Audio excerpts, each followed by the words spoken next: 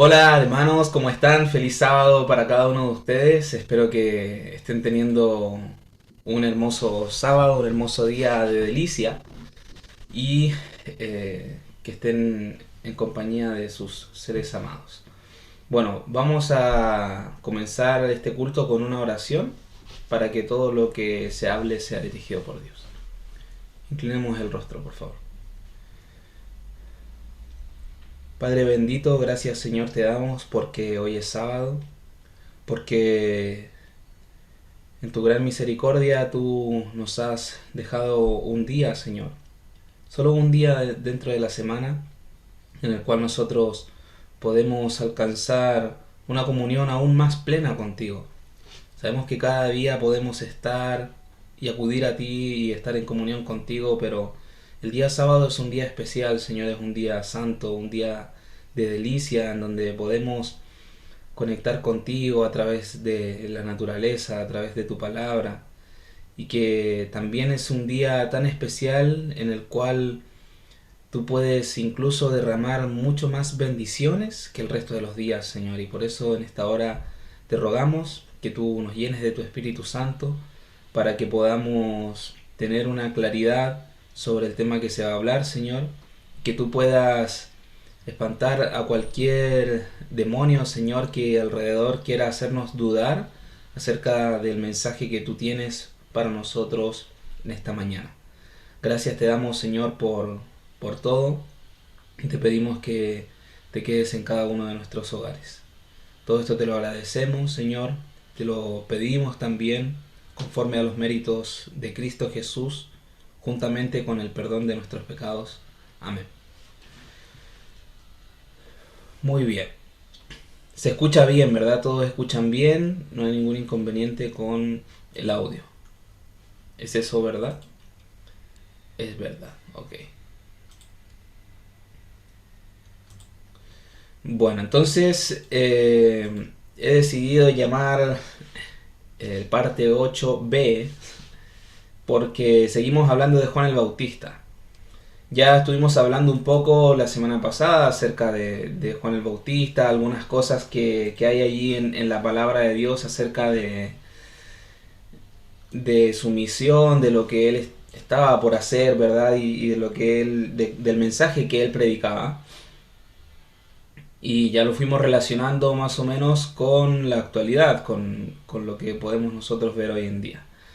Ahora, será muy importante que también podamos estudiar en el deseado de todas las gentes, porque se llegan a decir cosas increíbles, increíbles aquí en este libro, que quizás lo hemos leído ya un par de veces, pero una vez que el Señor va enviando su luz y uno va aceptando el mensaje para este tiempo, vas absorbiendo una serie de conceptos y vas analizando toda esta serie de conceptos que antes ni te enterabas que estaban ahí, ni te dabas ni cuenta. Pero gracias a Dios que hoy podemos verlos y podemos estudiarlos y compartirlos también con aquellos que aún no los conocen. Así que bueno, vamos a empezar. Pero antes de empezar con la lectura del deseado de todas las gentes, quiero que prestemos atención a algunos versículos que están en constante relación y que van a ser muy importantes para que podamos ampliar nuestra visión cuando leamos este capítulo número 10 del deseado de todas las gentes. En Mateo 17 encontramos la historia de la transfiguración de Jesús. Saben, Jesús estaba con Santiago, Pedro, Juan, se lo llevó al monte a orar, ¿verdad? Al monte Nebo, si no me equivoco. No, no era el monte Nebo. No recuerdo el nombre del monte en este momento, pero subieron a un monte alto. Y cuando estaban arriba en ese monte, Jesús se transfigura, ¿verdad? Todos pueden recordar esa escena que aparece Moisés, Elías, se escucha la voz del Padre. Y todo esto es como una mini representación de lo que será la segunda venida de Cristo. Muy bien, luego de esto descienden del monte y viene lo que están viendo a continuación. Y nos dice, y como descendieron del monte, les mandó Jesús diciendo, no digáis a nadie la visión, hasta que el Hijo del Hombre resucite de los muertos. ¿Qué es lo que no tenían que decir? Lo que habían visto, ¿verdad? Esta transfiguración en el cielo. Hasta que Cristo resucitara de entre los muertos. Ese era el momento en el cual recién ellos podrían llegar a hablar y a contar todas estas cosas que vieron. Entonces sus discípulos le preguntaron diciendo, ¿a quién habían visto en el monte? A Moisés y a Elías, ¿verdad? Entonces ellos le preguntan, ¿por qué pues los escribas, por qué dicen pues los escribas que es menester que Elías venga primero? ¿O que es necesario que Elías venga primero? ¿Que venga primero que quién? Que el Mesías, ¿verdad? Los discípulos sabían que Cristo era el Mesías, lo habían visto la transfiguración, habían visto a Elías, habían visto a Moisés. Entonces esto a ellos les ratificó a quién tenían delante, que era verdaderamente el Mesías prometido, el ungido de Jehová, que era Dios básicamente, ¿no? Entonces cuando acontece todo esto, a ellos se les viene a la mente, claro, los escribas estudiaban la palabra de Dios, la ley, los profetas, y dice, ¿y por qué ellos andan diciendo de que tú no puedes ser el Cristo? Porque primero tendría que venir Elías antes de que viniera el Cristo. Entonces ellos dicen que es imposible que tú seas el Cristo porque Elías no ha venido. Eso es lo que decían los escribas, es lo que podemos interpretar alrededor de este texto. ¿Y cómo es que los escribas sabían que Elías vendría primero? Porque ellos se basaban en la profecía de Malaquías, que había sido escrita 400 años antes de que Cristo estuviera haciendo todas estas señales, ¿verdad? Donde dice en el versículo 5, he aquí yo os envío a Elías el profeta antes que venga el día de Jehová grande y terrible. Por lo tanto, antes de que sea la venida de Cristo, ellos interpretaban que había una sola venida de Cristo, ¿ok? No existía la segunda ni la primera, o sea, solamente sería una, y sería justamente la que los libraría, según ellos, del yugo de los romanos, y que les daría esa herencia para siempre, y que los pondría en una posición especial por sobre todas las demás naciones. Eso era lo que esperaban los judíos, dándole aplicación, una mala aplicación a las profecías que hablaban acerca de la segunda venida de Cristo. ¿Ok? Entonces, basándose en este versículo, los escribas decían, Elías tiene que venir primero, ese Jesús no puede ser el Mesías. Y respondiendo Jesús les dijo, a la verdad, Elías vendrá primero y restituirá todas las cosas. Elías vendrá, poniéndolo en futuro, ¿no? Pero después le dice, mas os digo que ya vino Elías y no le conocieron. O sea, vendrá primero, pero después dice que ya vino. Entonces, ¿qué entendemos aquí? Bueno, de aquí es de donde se sacan estos conceptos de segundo Elías y tercer Elías, de las palabras de Jesús. No es algo que nosotros estemos inventando, no es algo que nadie se inventó, sino que es la palabra de Dios, palabras de Jesús.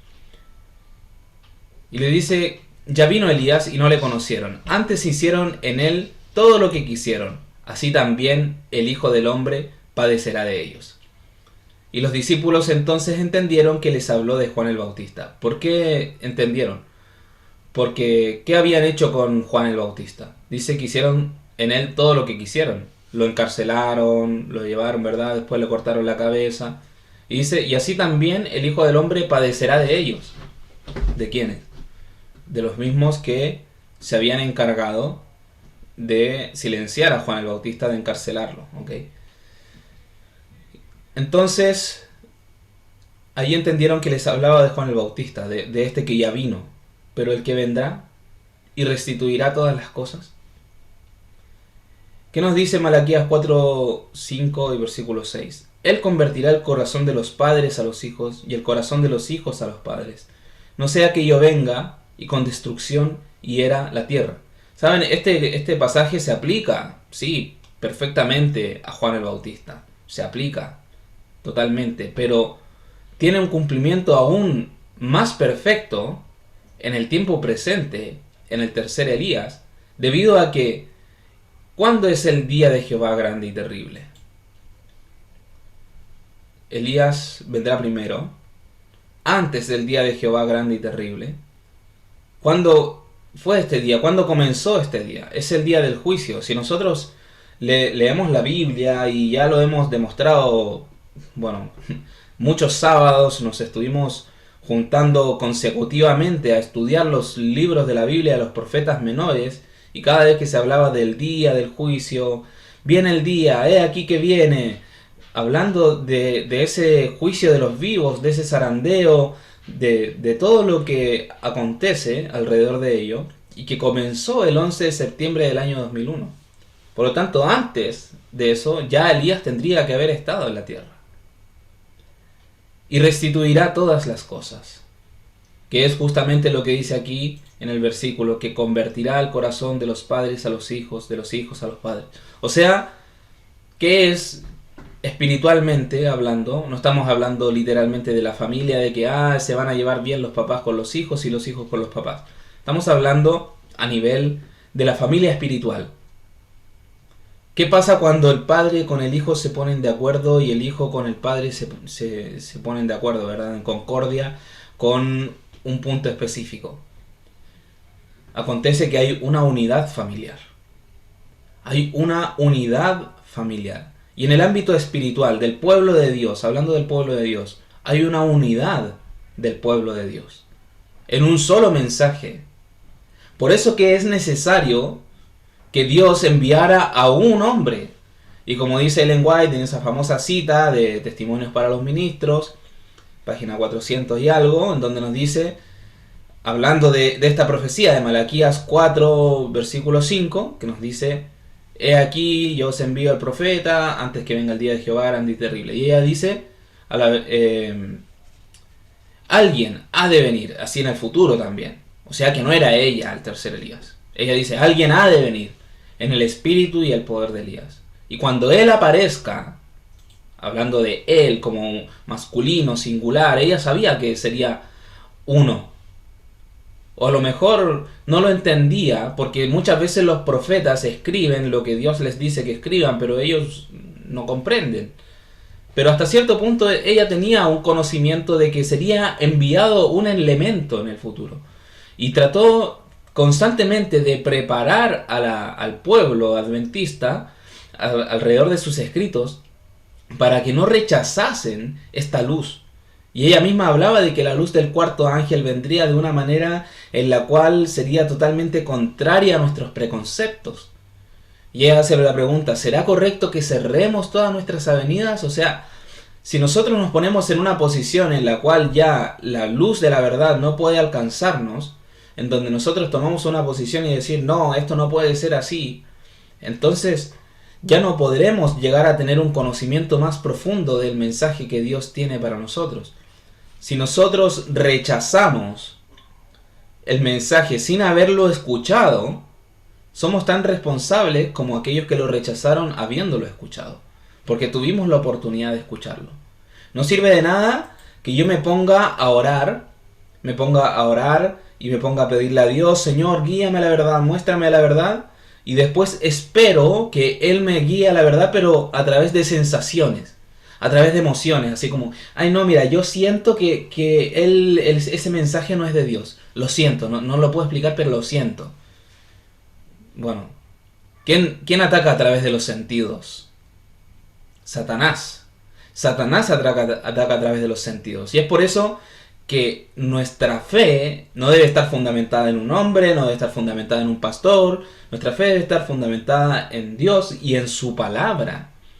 Allí es donde nosotros debemos buscar el conocimiento de la verdad, porque si no, no podremos llegar a la verdad. Pero antes debemos vaciarnos de preconceptos de lo que creemos que sabemos para que Dios pueda manifestarnos qué es lo que en verdad necesitamos saber. Pero no le damos cabida al Espíritu Santo. No le damos espacio al Espíritu Santo. Nuestro orgullo impide, y es normal en nosotros los seres humanos, que nuestro orgullo impida que el Espíritu Santo entre.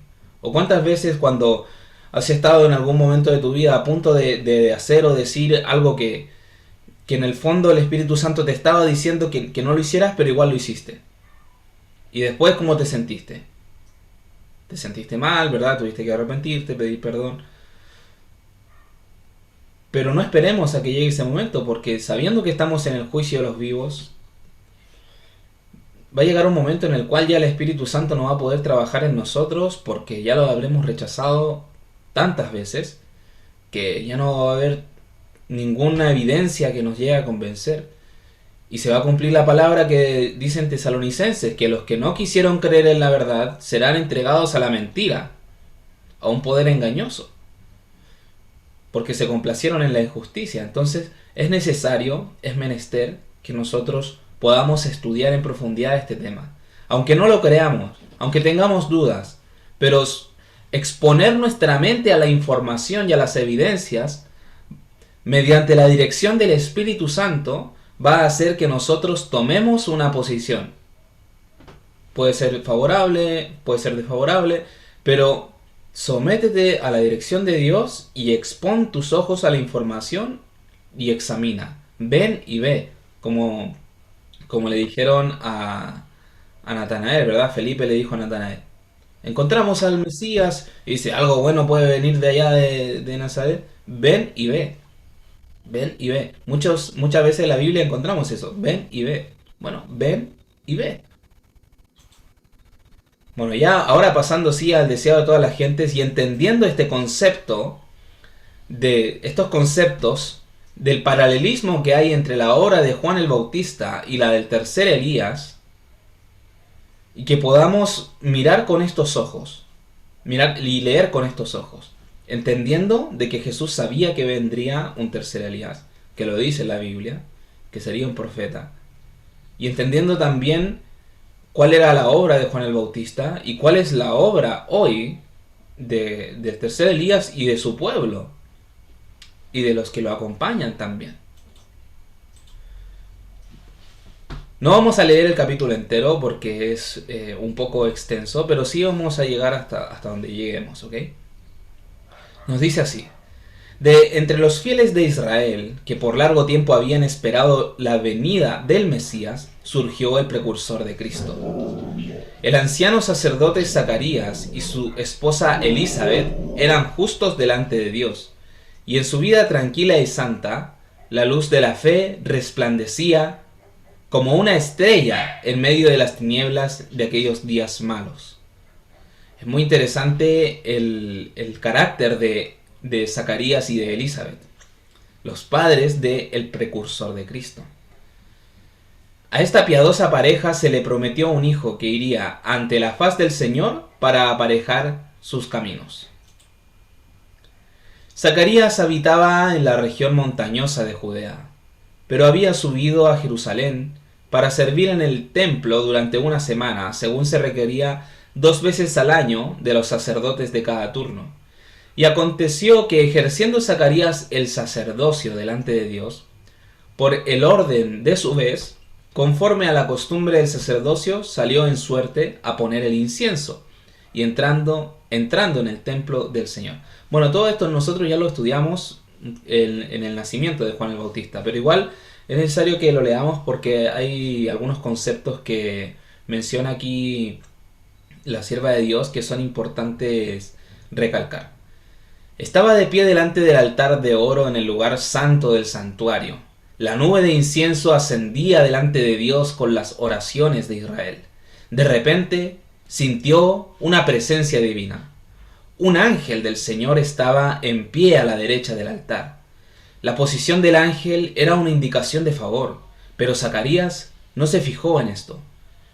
Durante muchos años, Zacarías había orado por la venida del Redentor. Recordamos de los pastores también que ellos oraban por la venida del Redentor. Es muy interesante el corazón de aquellos a quienes Dios escoge para darles el mensaje del tiempo presente, la verdad presente. Son personas que anhelan en el fondo de su corazón la venida de Cristo y que obviamente viven una vida piadosa. Y ahora el cielo le había mandado su mensajero para anunciarle que sus oraciones iban a ser contestadas, pero la misericordia de Dios le parecía demasiado grande para creer en ella. se sentía lleno de temor y condenación propia. Claro, imagínense estar frente al ángel que está en la presencia de Dios. Uf, no debe ser algo tan a la ligera, ¿no? Pero fue saludado con la gozosa seguridad: no temas, Zacarías, porque tu oración ha sido oída, y tu mujer Elizabeth te dará a luz un hijo, y le pondrás por nombre Juan. Y tendrás gozo y alegría, y muchos se regocijarán en su nacimiento. Porque será grande delante de Dios, y no beberá vino ni sidra, y será lleno del Espíritu Santo. Y a muchos de los hijos de Israel convertirá al Señor, Dios de ellos, porque Él irá delante de él con el espíritu y virtud de Elías, para convertir los corazones de los padres a los hijos, y los rebeldes a la prudencia de los justos, para aparejar al Señor un pueblo apercibido. Y dijo Zacarías al ángel: ¿en qué conoceré esto? Porque yo soy viejo y mi mujer avanzada en días.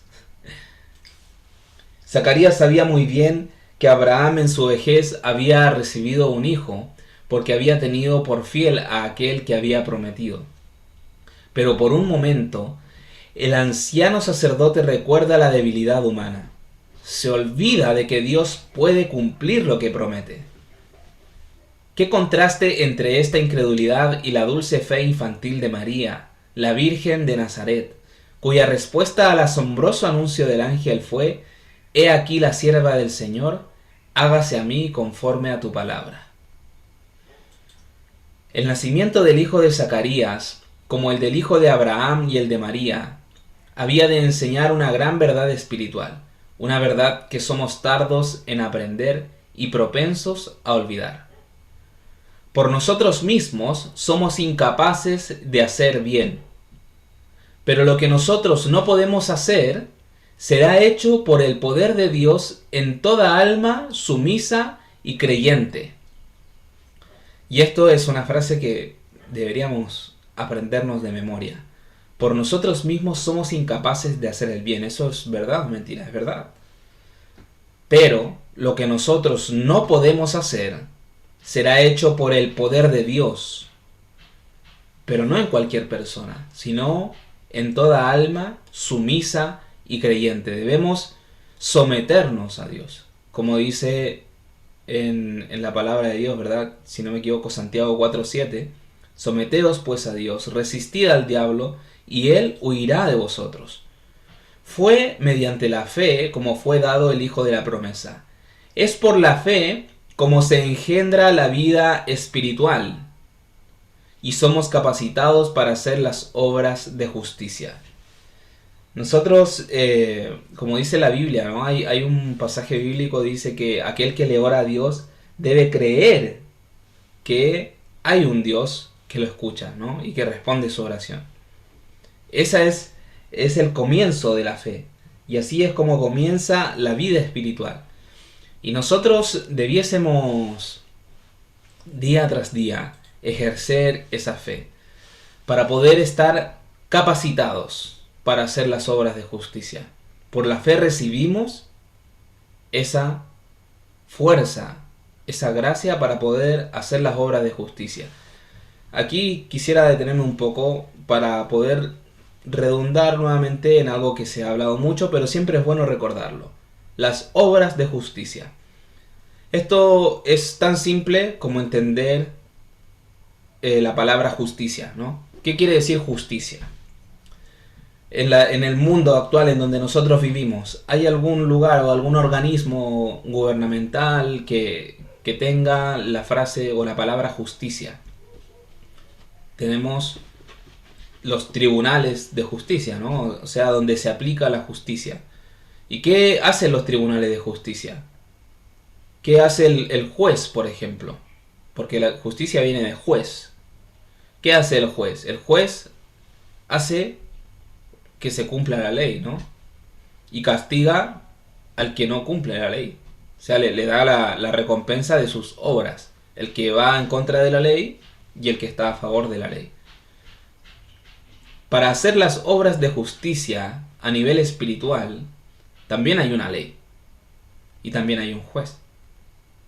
y nosotros seremos juzgados conforme a si cumplimos o no cumplimos esa ley. Pero por nosotros mismos, como dice acá, somos incapaces de hacer el bien, somos incapaces de cumplir esa ley. Entonces, ¿qué es lo que nosotros debemos hacer? Ser sumisos y creer para que el poder de Dios cumpla la ley en nosotros. Y esa es la manera de que nosotros podemos guardar la ley de Dios. ¿Se dan cuenta que es algo que muchos lo complican demasiado en el mundo cristiano en general, diciendo no, que aquí, que allá, que ya no estamos bajo la ley?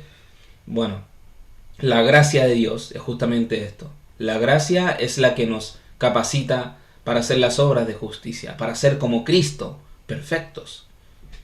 Podemos llegar a vivir esa perfección que Cristo vivió en la tierra, pero necesitamos creer. A la pregunta de Zacarías, el ángel respondió: yo soy Gabriel, que estoy delante de Dios, y soy enviado a hablarte y a darte estas buenas nuevas. 500 años antes, Gabriel había dado a conocer a Daniel el periodo profético que había de extenderse hasta la venida de Cristo. Hablando de la primera venida de Cristo, Gabriel lo dio a conocer el periodo profético. O sea que había un periodo profético que indicaba que cuándo iba a aparecer el Mesías, ¿verdad? Y no solamente eso, sino también habían otras profecías que lo indicaban. El conocimiento de que el fin de ese periodo se acercaba había inducido a Zacarías a orar por el advenimiento del Mesías. Zacarías conocía el tiempo, conocía que se acercaba el fin del periodo que Gabriel le había dado a conocer a Daniel. Y había comenzado a orar. O sea, sabía que, imagínense, vean, piensen en esto. Sabía que el tiempo se estaba por cumplir. Sabía cuántos años debían transcurrir. Desde cuándo hasta cuándo. Y sabía que esto ya estaba a punto de acontecer. ¿Él necesitaba orar para que eso se cumpliera? No, ¿verdad? Porque el cumplimiento de eso vendría, igual, inevitablemente, aunque él orara o no orara. Pero aún así, esto lo indujo a orar para que Cristo viniera. Ahora, nosotros estamos en una situación muy similar. Sabemos que Cristo viene en 2031. ¿Pero oramos por su venida? Y he aquí que el mismo mensajero por quien fuera dada la profecía había venido a anunciar su cumplimiento.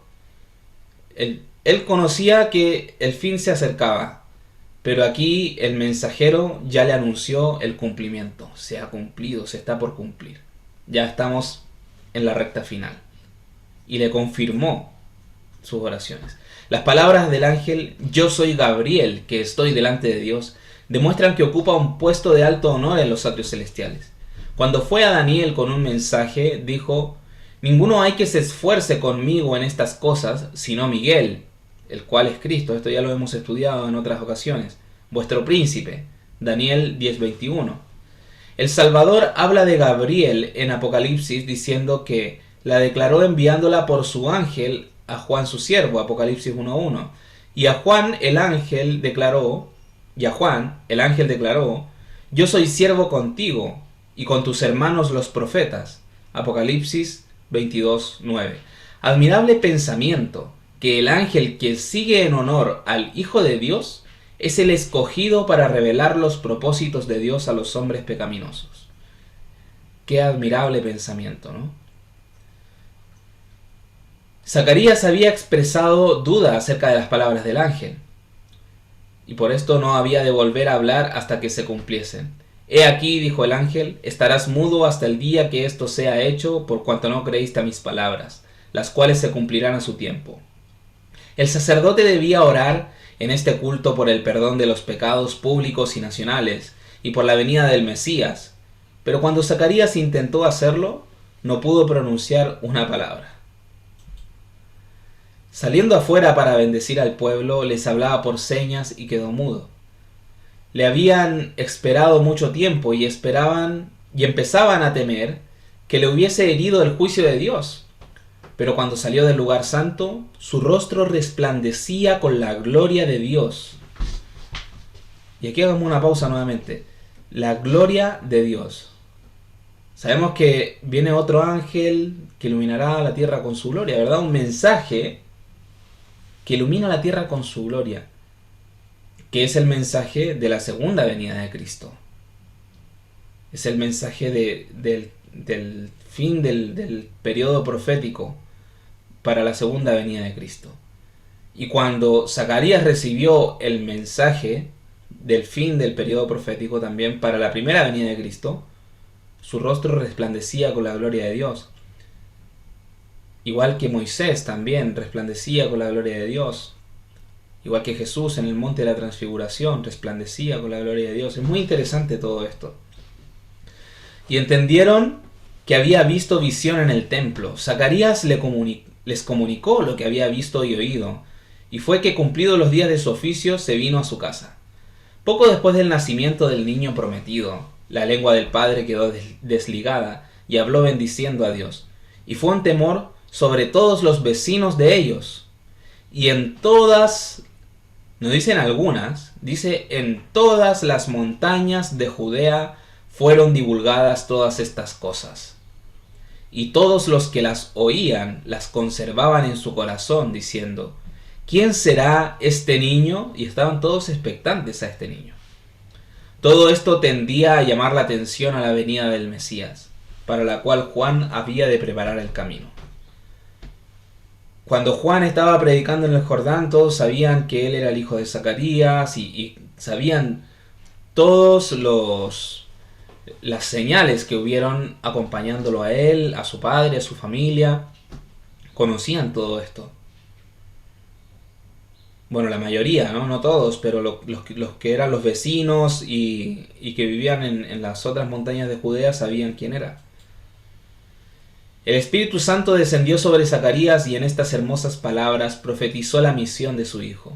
Y tú, niño, serás llamado profeta del Altísimo, pues irás ante la faz del Señor para preparar sus caminos, dando conocimiento de salvación a su pueblo en la remisión de sus pecados, a causa de las entrañas de misericordia de nuestro Dios, en las que nos visitará el sol naciente, descendiendo de las alturas, para dar luz a los que están sentados en tinieblas y en sombra de muerte, para dirigir nuestros pies en el camino de la paz. Ahora, estas palabras se pueden aplicar también al tercer Elías. Leamos de nuevo. Y tú, niño, serás llamado profeta del Altísimo, pues irás ante la faz del Señor para preparar sus caminos, dando conocimiento de salvación a su pueblo, conocimiento de salvación, en la remisión de sus pecados, a causa de las entrañas de misericordia de nuestro Dios, en las que nos visitará el sol naciente. ¿Por dónde sale el sol? Por oriente, por el este, ¿verdad? ¿Por dónde vendrá Cristo? Desde Orión, desde el oriente. Descendiendo de las alturas, para dar luz a los que están sentados en tinieblas y en sombra de muerte, para dirigir nuestros pies en el camino de la paz. Qué importante, ¿no? Qué importante conocer la profecía y conocer la verdad presente. Y el niño crecía y se fortalecía en espíritu y estuvo en los desiertos hasta el día que se mostró a Israel. Antes que naciera Juan, el ángel había dicho: será grande delante de Dios, y no beberá vino ni sidra, y será lleno del Espíritu Santo. Dios había llamado al hijo de Zacarías a una gran obra, la mayor que hubiera sido confiada alguna vez a los hombres. A fin de ejecutar esta obra, el Señor debía obrar con él, y el Espíritu de Dios estaría con él si prestaba atención a las instrucciones del ángel. O sea que era absoluta esta promesa. No, era condicional, como todas las promesas de Dios. Si él prestaba atención a las instrucciones del ángel, el Espíritu de Dios estaría con él. Si no hubiese prestado atención, entonces no se hubiese cumplido en él.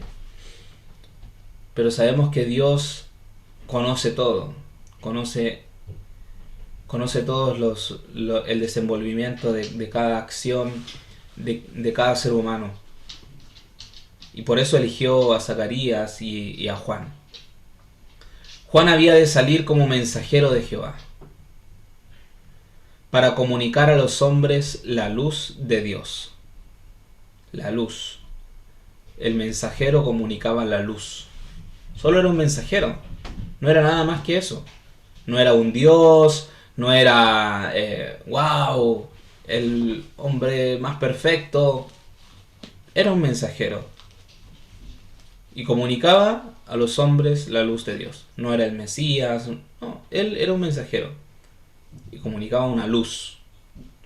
Debía dar una nueva dirección a sus pensamientos. Porque ¿qué pasaba con sus pensamientos? ¿Por dónde se habían ido? Para otros derroteros, ¿no? Habían estado en cualquier lado. Debía hacerles sentir la santidad de los requerimientos de Dios y su necesidad de la perfecta justicia divina. Saben, mis amigos, yo he participado, luego de haber conocido este mensaje, he participado en cultos y escuelas sabáticas de la iglesia adventista en diferentes lugares. Ustedes saben que, bueno, me ha tocado viajar mucho últimamente. Y siempre que hablo sobre la perfecta justicia que podemos llegar a alcanzar por el poder de Dios, siempre, incluso ancianos de iglesia, me llevan la contraria diciendo que eso no es verdad. Que vamos a pecar hasta que Cristo venga. O sea, se dan cuenta de que ya la enseñanza pura se ha ido perdiendo y degenerando de una manera increíble. Y esto es lo que hace el tercer Elías. Esto es lo que hace el ministerio. Poder hacer sentir esa santidad de los requerimientos de Dios. Esa necesidad de la perfecta justicia divina.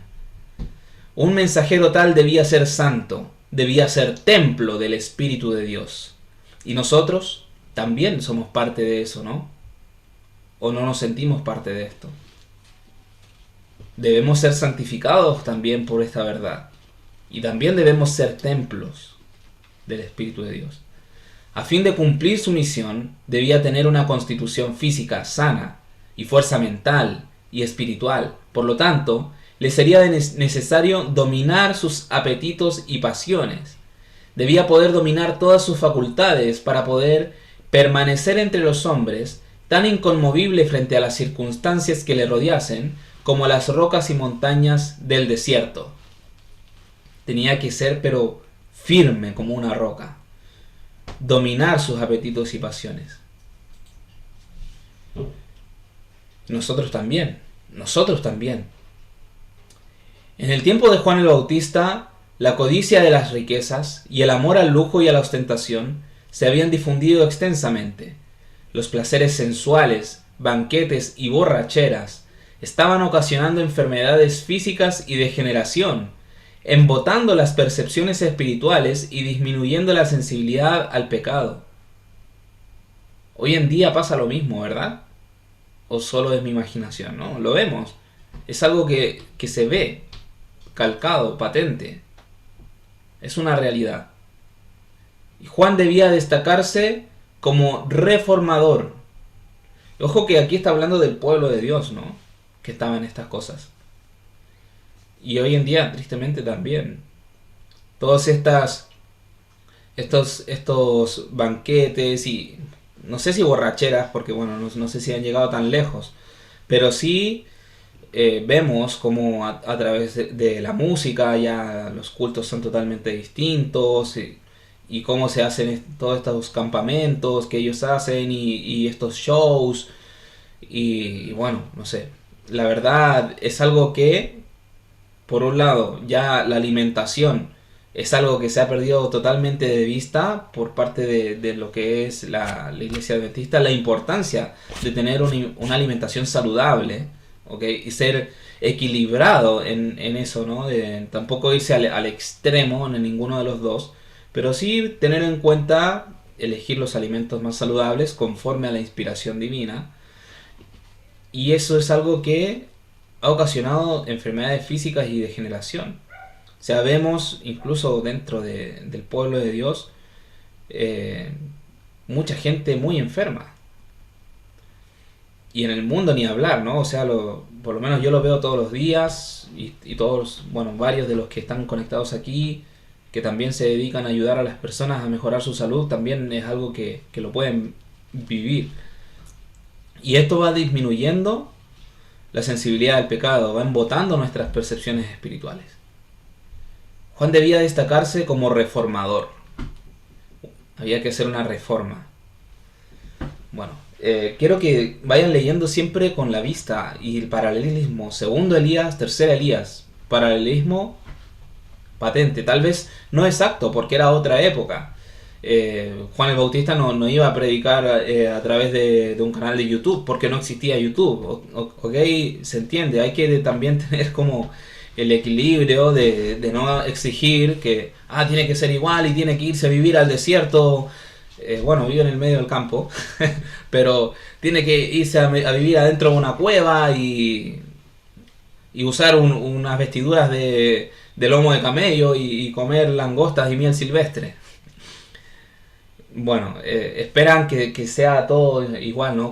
También hay que asociarnos a los contextos históricos, a la cultura en la que nosotros vivimos. Ustedes se imaginan una persona que aparezca con unas vestiduras de piel de camello y que aparezca ahí, que salga todo con el pelo largo, porque Juan el Bautista tenía el pelo largo, era nazareno, que salga todo con el pelo largo ahí y en el medio de un río ahí comiéndose un tarro de miel y directo del panal, ni siquiera un tarro, directo del panal y predicando a la gente. ¿Ustedes creen que alguien le va a prestar atención a una persona así?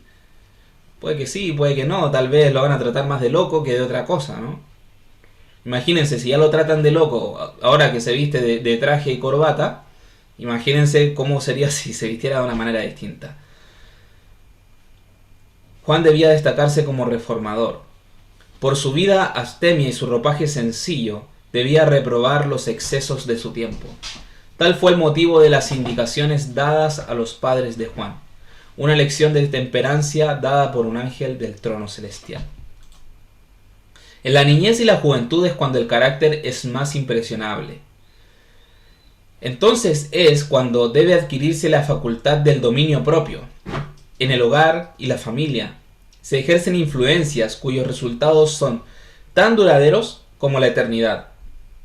Más que cualquier dote natural, los hábitos formados en los primeros años deciden si un hombre vencerá o será vencido en la batalla de la vida. Y esta frase es muy importante matizarla también, ¿no? Porque no quiere decir de que si durante los primeros años formaste malos hábitos, sí o sí vas a ser vencido, ¿ok?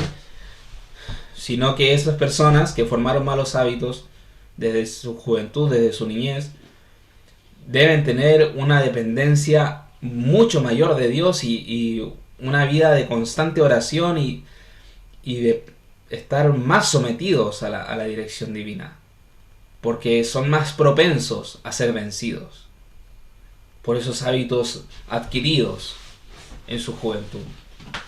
La juventud es el tiempo de la siembra, determina el carácter de la cosecha para esta vida y la venidera.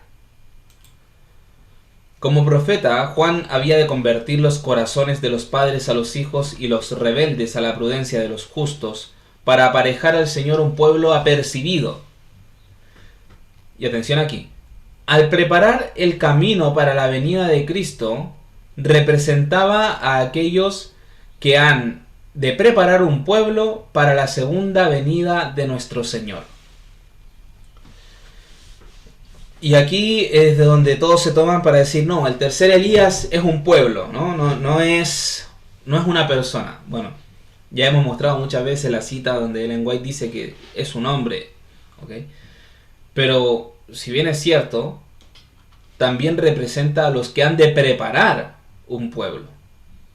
O sea, no representa al pueblo en general, porque el pueblo en general está en apostasía. Pero sí representa a los que han de preparar ese pueblo. para la segunda venida de nuestro Señor. O sea, cada uno de nosotros que hemos aceptado este mensaje, fuimos representados por Juan el Bautista. Que hemos aceptado y que estamos predicándolo y que lo compartimos con aquellos que nos rodean. Es decir, en algún punto de nuestra vida estamos nosotros siendo símbolos de Juan el Bautista, del segundo Elías y del tercer Elías. El mundo está entregado a la sensualidad, abundan los errores y las fábulas, se han multiplicado las trampas de Satanás para destruir las almas. Todos los que quieran alcanzar la santidad en el temor de Dios deben aprender las lecciones de temperancia y dominio propio. Temperancia y dominio propio. Es uno de los 8 remedios naturales, la temperancia, ¿verdad? La Reforma Pro Salud. La Reforma Pro Salud no solo abarca la alimentación. Muchos, cuando se le habla de Reforma Pro Salud, sí, yo no como carne. Y ya por eso creen que guarda la Reforma Pro Salud. Pero la Reforma Pro Salud abarca ejercicio físico, beber agua, aire puro, o sea, la confianza en Dios, un montón de conceptos. No solamente se abarca la alimentación, la nutrición es una de ellas, pero no lo es todo. La temperancia, yo creo que es la clave para poder tener el poder cumplir también con toda la Reforma Pro Salud. La temperancia es uno de los más importantes. El tener ese dominio propio, ese equilibrio entre no irme ni muy a un extremo ni muy al otro. Seguir temperante, ser templado. No tibio, ¿ok? No tibio. Las pasiones y los apetitos deben ser mantenidos sujetos a las facultades superiores de la mente. Esta disciplina propia es esencial. Esto es autodisciplina. Es esencial para la fuerza mental y la percepción espiritual que nos han de habilitar para comprender y practicar las sagradas verdades de la palabra de Dios. Por esta razón, la temperancia ocupa un lugar en la obra de prepararnos para la segunda venida de Cristo. La temperancia ocupa un lugar en la obra de prepararnos para la segunda venida de Cristo. Qué importante. Qué importante es poder nosotros desarrollar hábitos de temperancia. En el orden natural de las cosas, el hijo de Zacarías habría sido educado para el sacerdocio, ¿verdad? Si él hubiera seguido las cosas como las costumbres que ellos tenían. Pero la educación de las escuelas rabínicas le habría arruinado para su obra. Dios no le envió a los maestros de teología para que aprendiese a interpretar las escrituras. Le llamó al desierto para que aprendiese de la naturaleza y del Dios de la naturaleza. Al igual que Cristo, la semana pasada estuvimos allá en casa de la hermana Diana con su esposo Pablo, nuestro hermano Pablo, y estuvimos estudiando, ahí el hermano Pablo nos estuvo hablando acerca de este libro que se llama Palabras de Vida del Gran Maestro. Y estuvimos justamente hablando de esto, de aprender de la naturaleza y del Dios de la naturaleza. Y cómo Jesús le hablaba en parábolas y las enseñanzas que él entregaba eran justamente desde la perspectiva de la naturaleza. Que si el grano de mostaza, que si la semilla, ¿verdad? Que si también la vid, siempre utilizando estas parábolas, el trigo, la cizaña, de las cosas que tenía alrededor, cosas con las cuales ellos estaban familiarizados, y de esa manera les daba el mensaje. Es muy importante cómo también Juan el Bautista hacía esta relación de conceptos. Él decía, ya el hacha ya está a la raíz del árbol, o sea, ya haciéndoles entender un poco más o menos qué implicaba su mensaje, que iban a ser separados, ¿no? O sea, el árbol se cortaba y después se echaba al fuego. O sea, eso era juicio. El mensaje de Juan el Bautista era un mensaje de juicio. O sea, el que no acepta mi mensaje El que no hace frutos dignos de arrepentimiento y el que no se bautiza no podrá recibir al Mesías, no lo verá, no entenderá y tampoco podrá estar en el cielo. O sea, no podrá ser un hijo de Dios. Ese era el mensaje de Juan el Bautista, básicamente. Y es un mensaje muy similar, si es que no idéntico, al mensaje que predicamos nosotros hoy. Fue en una región solitaria donde halló hogar, en medio de las colinas áridas, de los desfiladeros salvajes y las cuevas rocosas. Pero él mismo quiso dejar a un lado los goces y lujos de la vida y prefirió la severa disciplina del desierto. Allí lo que le rodeaba era favorable a la adquisición de sencillez y abnegación. No siendo interrumpido por los clamores del mundo, podía estudiar las lecciones de la naturaleza, de la revelación y de la providencia. Las palabras del ángel a Zacarías habían sido repetidas con frecuencia a Juan por sus padres temerosos de Dios. Desde la niñez se le había recordado su misión y él había aceptado el cometido sagrado.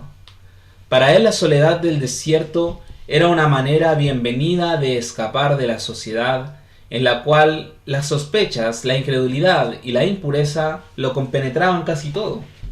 Desconfiaba de su propia fuerza para resistir la tentación. Desconfiaba de su propia fuerza para resistir la tentación. ¿Desconfiamos de nuestra fuerza, hermanos, para resistir las tentaciones?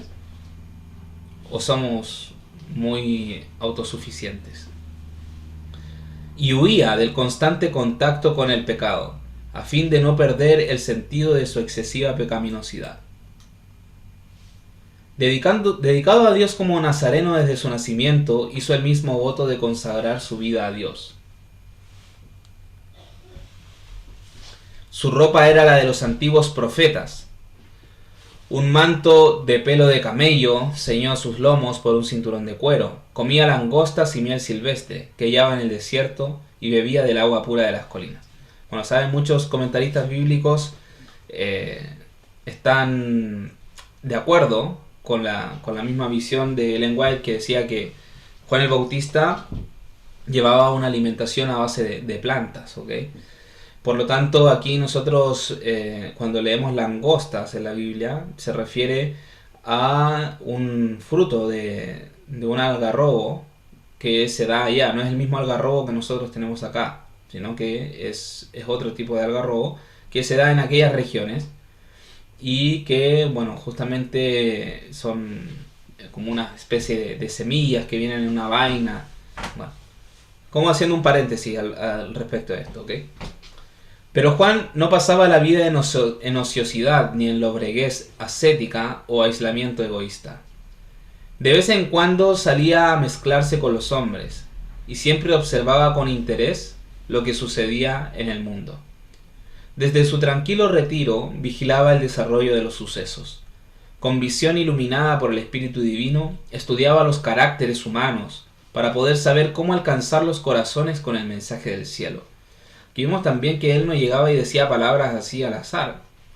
Él veía a los diferentes tipos de personas, diferentes tipos de carácter, y de esa manera también estudiaba cómo poder alcanzarlos con ese mensaje.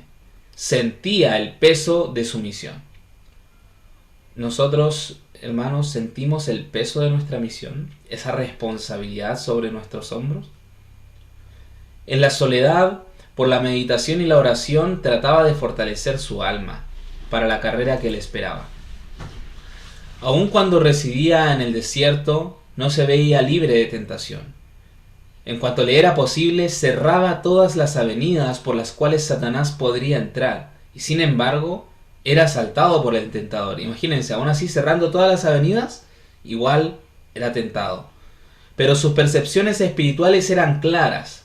Había desarrollado fuerza de carácter y decisión. Y gracias a la ayuda del Espíritu Santo, podía reconocer los ataques de Satanás y resistir su poder. Por eso es tan importante que nosotros pidamos el Espíritu Santo también, cada día en nuestra vida. Que pidamos en la mañana ese bautismo del Espíritu Santo, todas las mañanas.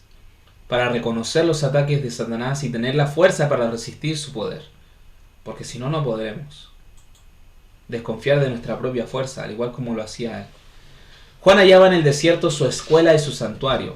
Como Moisés entre las montañas de Madián, se veía cercado por la presencia de Dios y por las evidencias de su poder. No le tocaba morar como al gran jefe de Israel entre la solemne majestad de las soledades montañosas.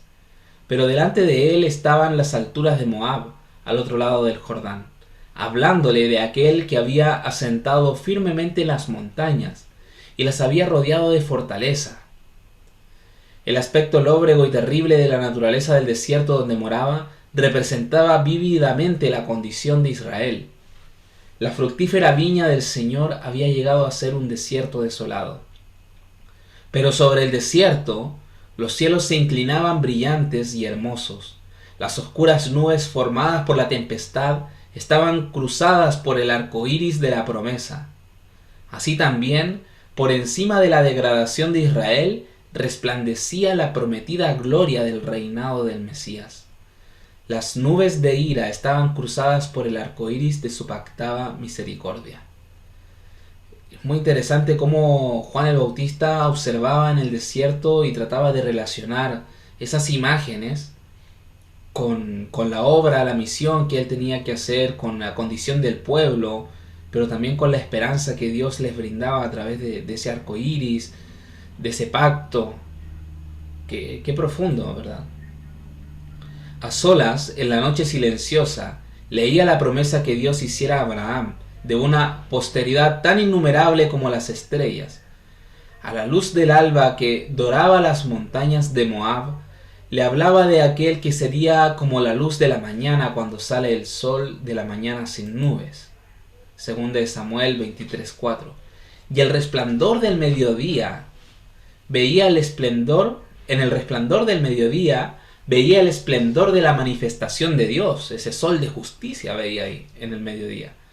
Cuando se revelará la gloria de Jehová y toda carne juntamente la verá. Isaías 45. Con espíritu alegre, aunque asombrado, buscaba en los rollos proféticos las revelaciones de la venida del Mesías. Y es muy interesante esto.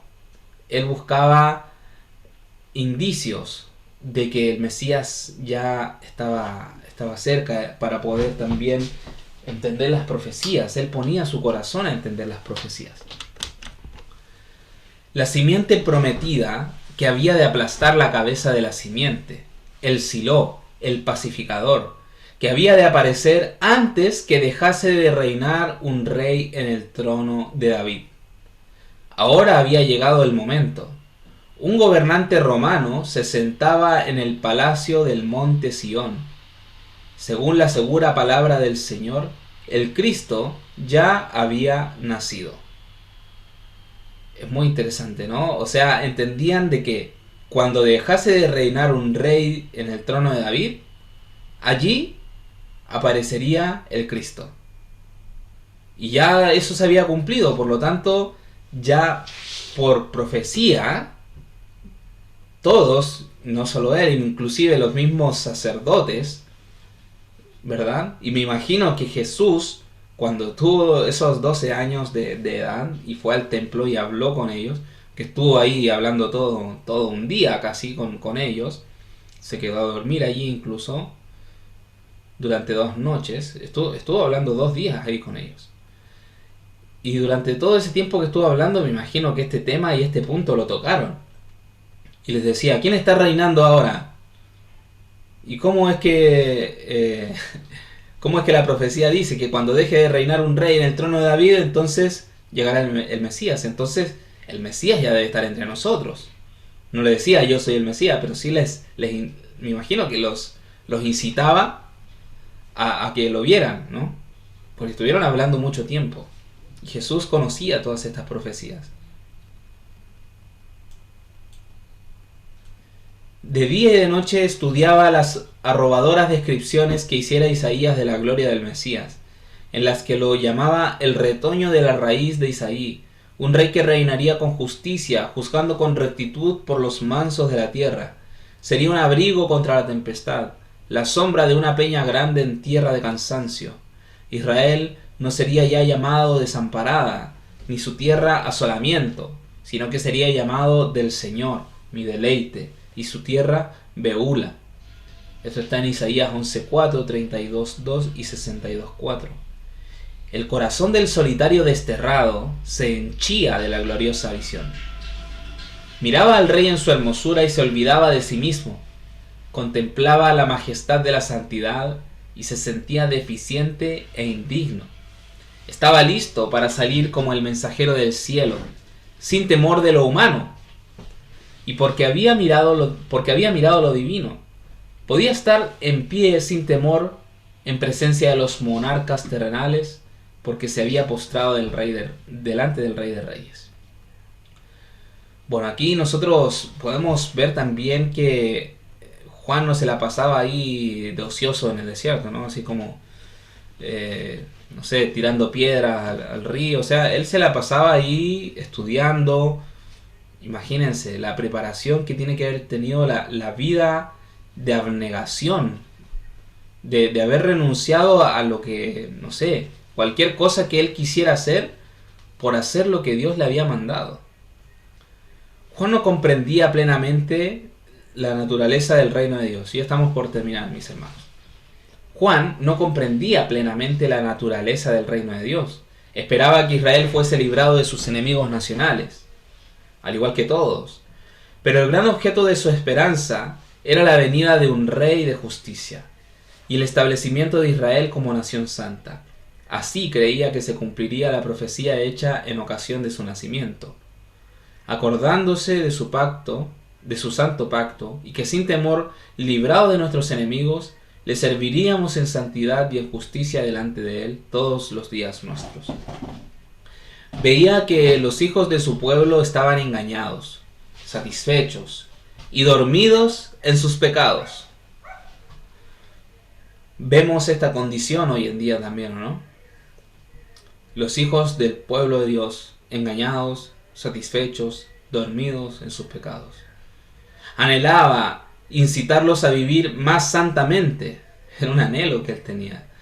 El mensaje que Dios le había dado para que lo proclamase estaba destinado a despertarlos de su letargo y a hacerlos temblar por su gran maldad. Antes que pudiese alojarse la semilla del Evangelio, el suelo del corazón debía ser quebrantado. Antes de que tratasen de obtener sanidad de Jesús, debían ser despertados para ver el peligro que les hacían correr las heridas del pecado. Dios no envía mensajeros para que adulen al pecador. No da mensajes de paz para arrullar en una seguridad fatal a los que no están santificados. Dios no hace esto, sino que impone pesadas cargas a la conciencia del que hace mal. Atraviesa el alma con flechas de convicción. Los ángeles ministradores le presentan los temibles juicios de Dios para ahondar el sentido de su necesidad e impulsarle a clamar. ¿Qué debo hacer para ser salvo? Entonces, la mano que humilló en el polvo levanta al penitente. La voz que reprendió el pecado y avergonzó el orgullo y la ambición pregunta con la más tierna simpatía: ¿qué quieres que te haga?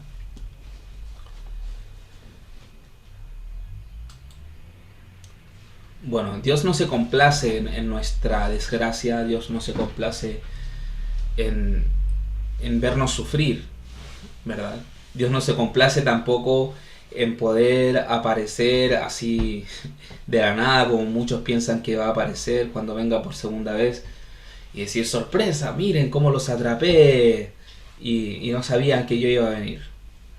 Porque Él no quiere que ninguno se pierda, Él no quiere que ninguno perezca. Eso es lo que nos dice en 2 de Pedro 3:9 y 10. Y el versículo 8 nos habla de que para el Señor un día es como 1000 años como un día, haciéndonos una alusión y llevándonos y guiándonos justamente a la creación también, a los días de Noé. O sea, hablando acerca de que justamente habrían 6.000 años de pecado. Y el cumplimiento de esos 6.000 años ya se ha acercado, ya estamos próximos al 2031, no queda nada, mis hermanos. O sea, estamos ahí tan cerquita de que Cristo venga. Y es por eso que Él nos avisa, para que estemos preparados, para que nos vayamos preparando, para que examinemos nuestro corazón. Porque hay cosas que no se solucionan de la noche a la mañana. Como muchos dicen, ya, entonces como viene el 2031, entonces un día antes me arrepiento de todos mis pecados. Pongamos el caso hipotético de que se pueda hacer eso, ¿no? O sea, de que el tiempo de gracia cierra justo un día antes, ¿ok? Ya. Y el día antes te arrepientes de todos tus pecados y trata de vivir un día de santidad sin haber tenido una preparación de años. Porque son años de pecado que andamos arrastrando, bueno, por lo menos por genética, casi 6.000 años, pero de nuestro, cada uno de nosotros, viviendo en esta tierra, algunos, no sé, a lo mejor han tenido mucho más tiempo con Dios, hay otros que recién están ingresando, y son años en los cuales nuestros malos deseos, nuestra concupiscencia, nuestro mal carácter, ha ido formando justamente eso, nuestro carácter defectuoso. Y necesitamos tiempo para poder perfeccionarlo, para poder ser dignos y para poder, más que dignos, porque ya el sacrificio de Cristo nos hace dignos, pero para poder ser aceptos delante de la presencia de Dios, necesitamos presentar un carácter sin mácula, sin mancha. Pero para que esto pueda llegar a ser efectivo, necesitamos tener una práctica. No puedo yo irme a correr un triatlón sin haberme preparado antes.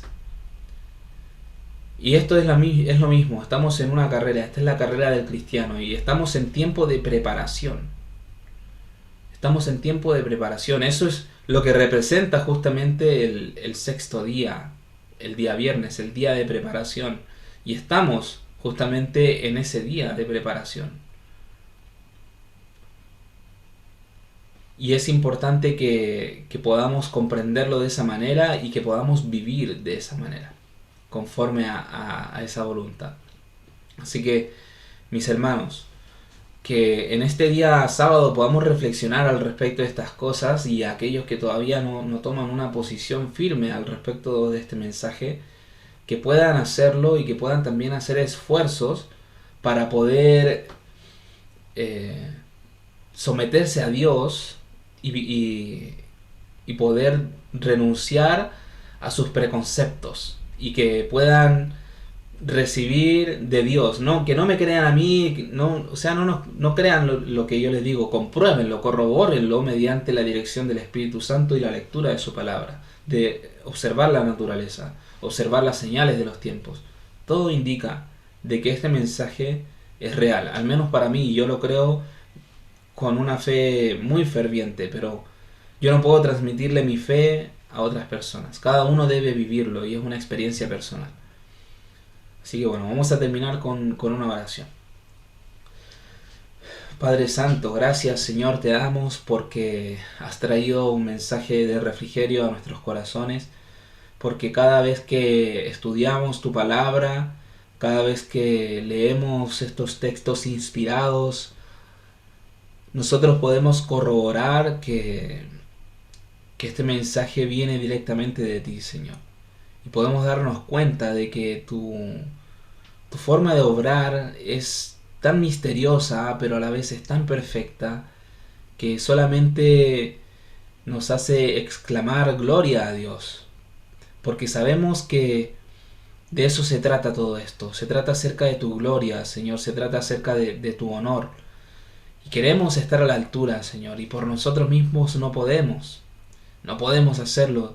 Si ni siquiera Juan el Bautista, que fue lleno del Espíritu Santo desde su nacimiento, podía por sí solo, cuánto menos nosotros, Señor, que somos seres pecadores, indignos de todo lo que tú nos envías, Señor, todo lo que tú nos das, pero aún así podemos alcanzar esa perfección gracias al poder que tú nos envías mediante el Espíritu Santo.